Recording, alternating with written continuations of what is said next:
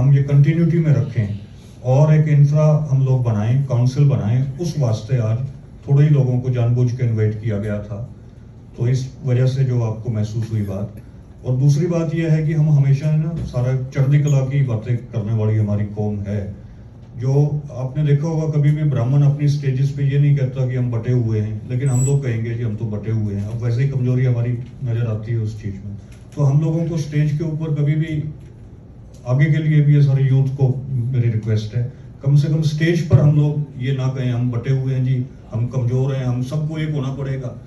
ये नहीं, चढ़ती कला वाली बातें हमें हमेशा स्टेज से कहनी है। और मैं रिक्वेस्ट करता हूँ मीर वाइज फैरी हसन फिरदौसी साहब, आप कश्मीर से आप आए हैं और जैसे हमारे सिखों में एक सीट होती है जत्थेदार साहब की और सीट हमारे में होती है, ऐसे ही मीर वाइज कश्मीर में एक बहुत बड़ी सीट है। और ये हमारा सौभाग्य है कि आप दूसरी बार बहुत मुश्किलात का सामना करते हुए भी जो है यहाँ पहुँचे हैं। आपसे मैं रिक्वेस्ट करता हूँ कि आप आएँ और स्टेज पे आप तशरीफ रखें। मीर वाइज साहब, thank you.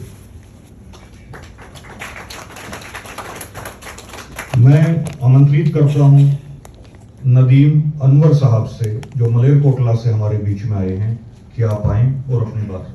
Thank you so much.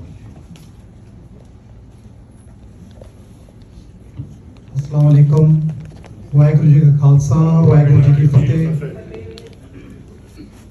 CM की कोशिशों की वजह से जो आज अक़लियतों को और ख़ासकर मुसलमानों और सिखों को जो इस प्लेटफॉर्म पे इकट्ठा किया गया है, वो उससे जो एक मैसेज पूरे देश में जा रहा है आपसी भाईचारे का, एकता का, और जो हमारा साझा इतिहास है, विरसा है, और जो जुल्म और नाइंसाफी के खिलाफ जो खड़े होने की जो प्रिंसिपल्स हैं बेसिक इन दोनों कौमों के, और बुनियादी जो उसूल हैं, और तौहीद का कॉन्सेप्ट है, एक अल्लाह वाहिगुरु में जो विश्वास है, अकीदा है दोनों मजहबों का, और इंसानियत की खिदमत, गरीबों की मदद, बेसहारों को सहारा देना, सेवा का जो जज्बा है इन दोनों में,